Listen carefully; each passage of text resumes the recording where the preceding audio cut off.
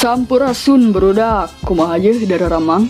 Setelah sekian lama menghilang dari peradaban YouTube, akhirnya saya memutuskan untuk kembali dan melanjutkan apa yang telah saya mulai.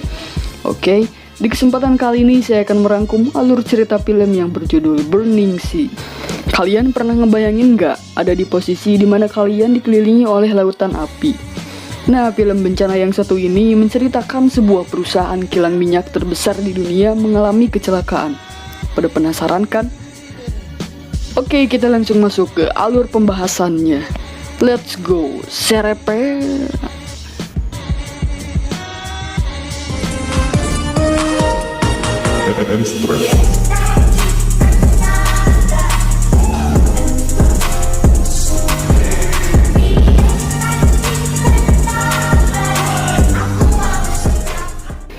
Pada tahun 1969, pemerintah Norwegia mengumumkan penemuan ladang minyak terbesar di dunia yang terletak di Laut Utara Norwegia.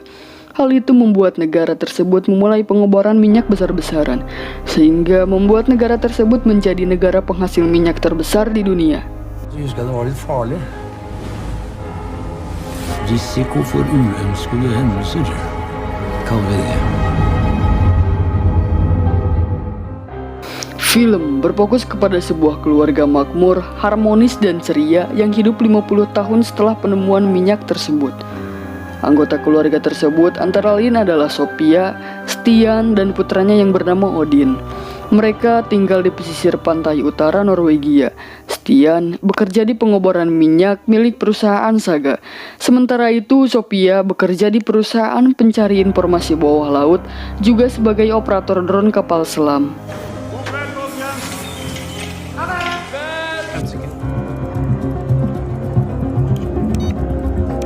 Ketika tengah bekerja, Sophia dihubungi oleh perusahaan Saga yang memberitahu bahwa ada kecelakaan di salah satu kilang minyak.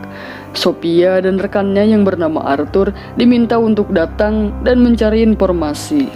Usut punya usut, kecelakaan itu disebabkan oleh dasaran tanah tempat kilang minyak itu berdiri ambles, dan alhasil kilang minyak itu pun rubuh. Sophia ditugaskan untuk menurunkan drone kapal selamnya. Siapa tahu masih ada karyawan yang masih selamat. Sebelum Sophia berangkat, William Lee selaku pemilik perusahaan Saga menyuruh Sophia untuk mendatangani surat kerahasiaan. Setelah Sophia sampai, Sophia langsung menurunkan drone bawah lautnya itu. William selaku pemilik perusahaan tersebut juga memantau dari kantor yang jaraknya cukup jauh dari sana.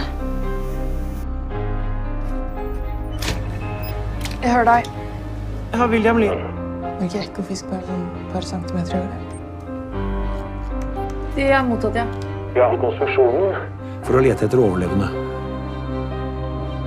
Dengan dibantu oleh Arthur yang mengarahkan jalan, akhirnya drone itu pun berhasil masuk ke dalam reruntuhan tersebut. Di sana ia menemukan beberapa korban yang telah meninggal. Lalu Sophia mendengar suara ketukan besi yang berasal dari kantong udara. Dan benar saja, di sana terdapat satu orang korban yang masih hidup.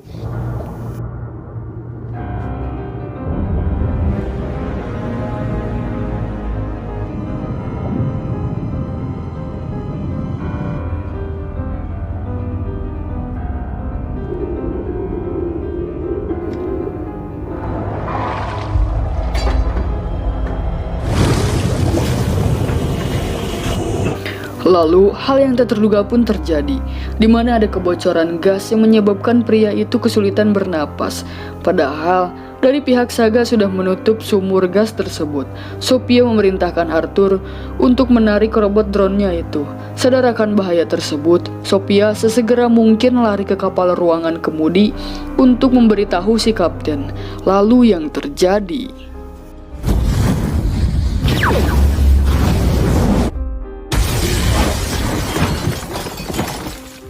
Beruntungnya Sophia masih selamat dan hanya mengalami luka ringan.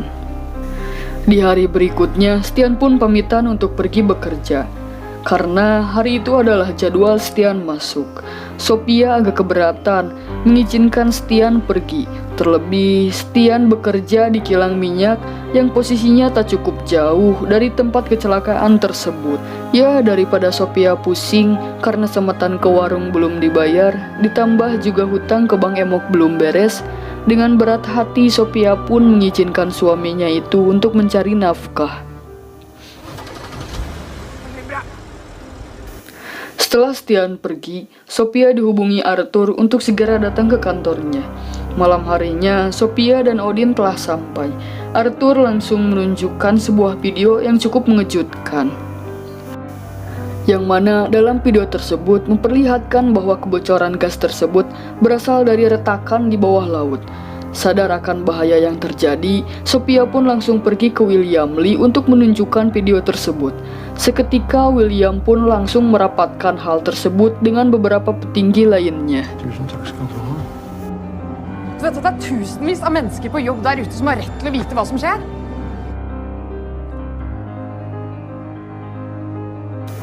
Dalam rapatnya, William menegaskan bahwa retakan tersebut adalah retakan terbesar yang pernah tercatat pada masa modern ini, dan retakan tersebut berada di daerah yang penuh kilang minyak. Retakan tersebut bisa dipengaruhi oleh alam ataupun manusia itu sendiri yang sudah mengebor ribuan sumur. Sebab itu, William mengambil keputusan untuk menutup dan mengamankan semua sumur, juga mengevakuasi semua orang yang berada di lapangan. 5000 kubikkilometer med stein, mørkete linje med store gang. Ja. Stenge og sikre alle brønner inntil videre, til vi vet litt mer. Setelah rapat selesai, salah satu petinggi bertanya ke petinggi lainnya tentang bagaimana jika sumur itu tidak berhasil ditutup. Petinggi itu pun menjawab, kemungkinan bisa jadi akan mengalami kebocoran dan minyak akan mengalir bebas ke lautan. Jika satu saja sumur itu mengalami kebocoran, alhasil minyak itu pun akan mengalir di lautan dan ukuran diameternya sama seperti negara Denmark. Dan bayangkan, itu baru satu loh, sedangkan perusahaan Saga memiliki 35 sumur. Sontak petinggi itu pun menghulang. Keesokan paginya, semua orang yang bekerja di kilang minyak termasuk Stian dikumpulkan untuk dievakuasi. Sementara itu di kantor Saga, William memerintahkan karyawannya untuk menutup semua sumur dari jarak jauh menggunakan komputer. Sikres og stenges ned. Er sikra. B er snart klar. Bra, bra. Status på Statfor A. Gjør klar. Gruppe A. Sophia yang melihat berita evakuasi tersebut lantas mencoba menghubungi Stian.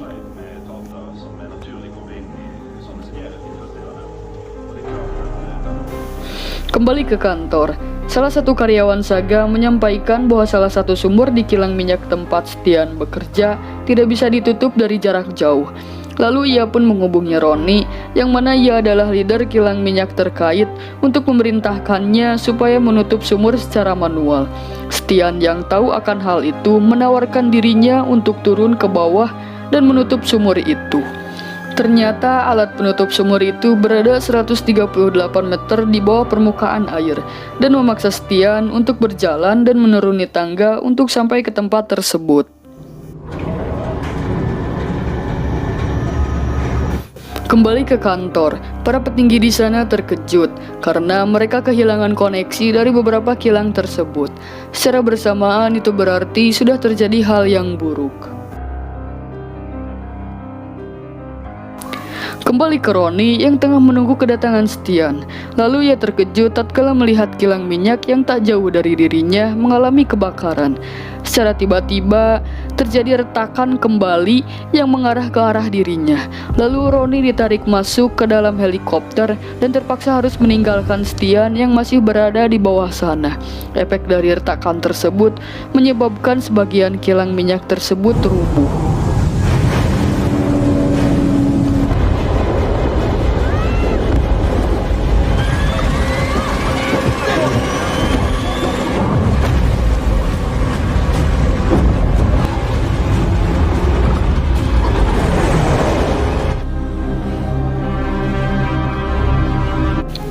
Secara bersamaan, ketika Stian berhasil menutup sumur, seketika itu juga retakan kembali muncul dan membuat ruangan tersebut bocor. Dan alhasil, Stian pun harus terjebak di sana. Karena tak mendapatkan kabar apapun dari Stian, Sophia bersama Odin pun berinisiatif pergi ke perusahaan Saga. Setelah sampai, salah satu karyawan yang bernama Teh Imas menyampaikan bahwa Stian belum dievakuasi. Ia juga menjelaskan apa yang sebenarnya terjadi. Lalu Sophia pun menemui William untuk memintanya untuk segera mengevakuasi Stian. Namun dikarenakan tempat tersebut sangat berbahaya, William pun enggan mengirimkan tim evakuasi dengan alasan ia tak mau mengorbankan nyawa orang lain. På kant av et ras, det kan hvor som helst ramle ned og synke. Jeg er nødt til å be deg gå.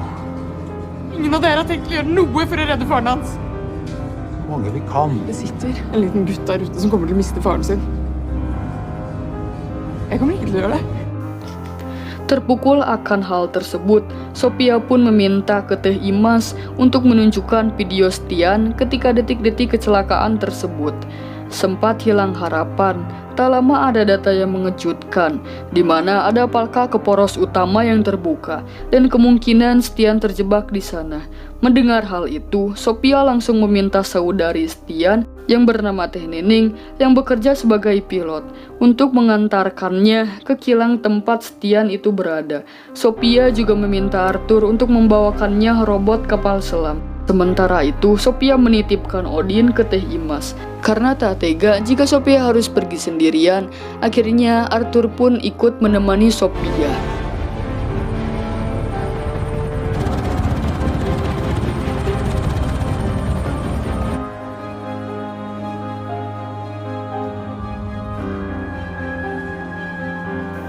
Setelah sampai, Sophia langsung menurunkan robot itu untuk memeriksa setiap pipa yang menghubungkan tiang satu ke yang lainnya. Dengan dibantu kamera termal, akhirnya Sophia berhasil menemukan posisi Stian.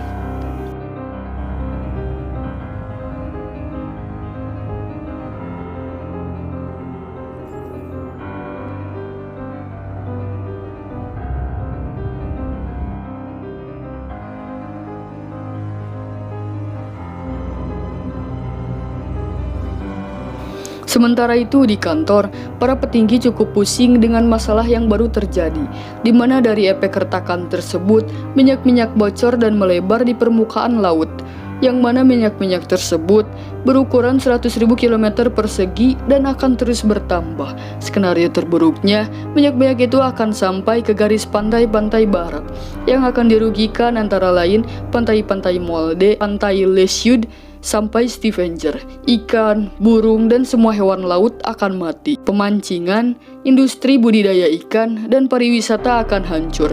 Butuh waktu puluhan bahkan ratusan tahun untuk memperbaikinya.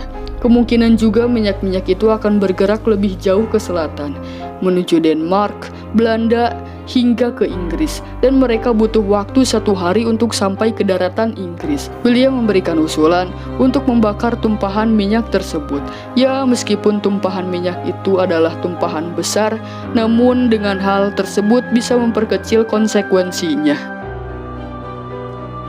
Til at vi kan sette fyr på det. Oljefondet er altfor stort til å foreta en in situ burning, William. Dette er ikke en avgjørelse jeg kan ta. Kembali ke Sophia, yang langsung turun ke bawah. Ia masuk ke dalam pipa tersebut, namun Stian berada di pipa yang satunya lagi dan terhalang oleh jaring besi. Sophia langsung mencari kunci untuk membuka skrup jaring besi tersebut, dan akhirnya Stian berhasil dikeluarkan.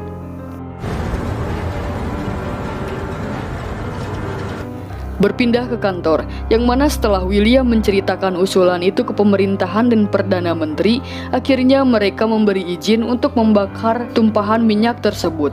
Tanpa banyak bacot, William langsung memerintahkan pihak militer untuk mengebom minyak tersebut. Namun yang tidak William ketahui adalah Sophia, Stian, dan Arthur masih berada di kilang minyak itu. Da har jeg snakket med statsministeren, resten av regjeringen. Gjør vi det?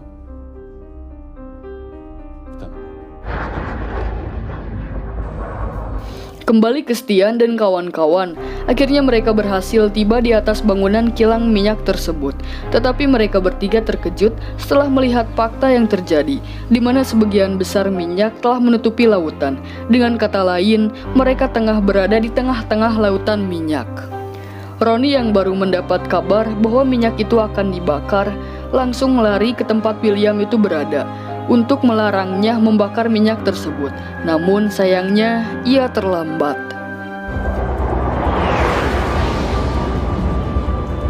Sofie Artmann, til Gullfaks A. Hva var det? Det er folk der ute. Tak lama kemudian, William mendapati telepon dari Stian yang memintanya untuk mengirimkan tim evakuasi. Namun sayangnya hal itu tak bisa dilakukan karena mereka telah mengebom minyak tersebut. Butuh waktu 5 menit untuk api menyebar secara merata. Jika mereka mengirim tim penyelamat itu mustahil karena gak akan keburu. Sontak mereka bertiga pun kebingungan. Stian Birkeland her. Vi står på dekk på Gullfaks A. Vi må sende noen ut for å hente oss. Hva er det? Stian? Det er satt fyr på det. Sebelum mati terpanggang, Sophia pun punya ide untuk menaiki skoci penyelamat.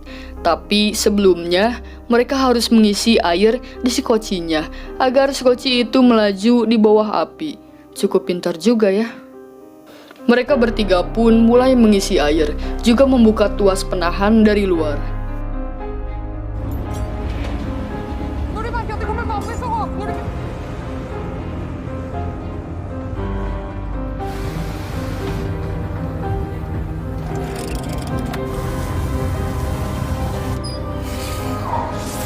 Setelah dirasa cukup, mereka pun menarik selang air tersebut.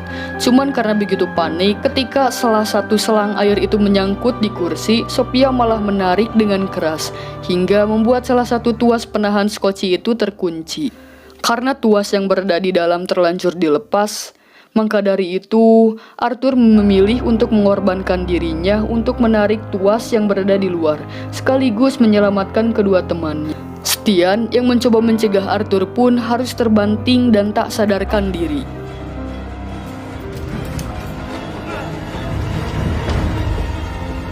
Du, med en gang, du rekker ikke tilbake.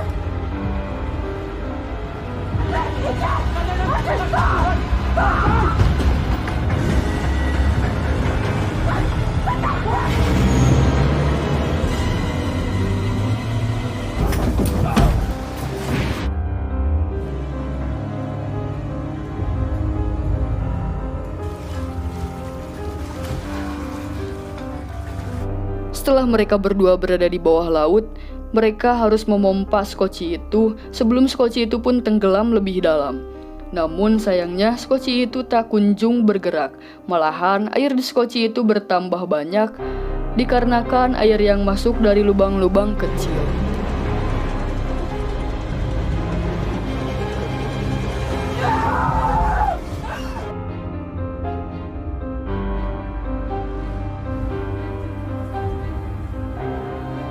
Ketika pasrah akan keadaan, Stian pun akhirnya tersadar dan memberitahu Sophia agar ia menarik tuas hitamnya.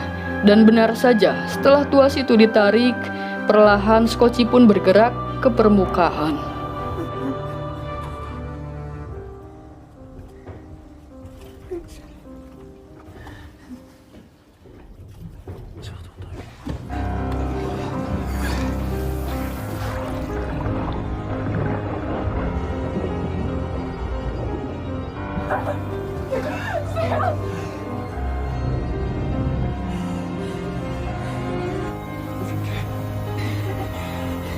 Dan alhamdulillahnya mereka berdua berhasil selamat.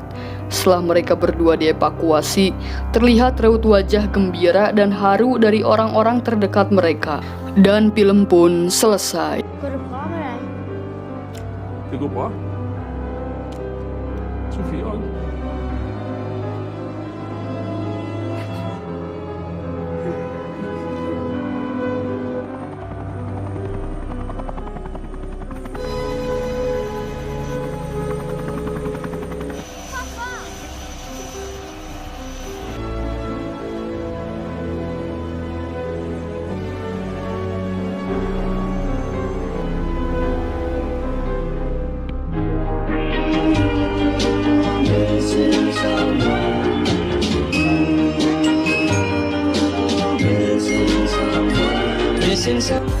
Pesan yang bisa kita ambil dari film ini adalah Bagja Pati Cilaka Allah Nuwuninga.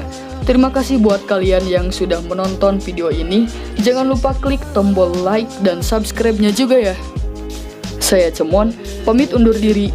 Bye-bye.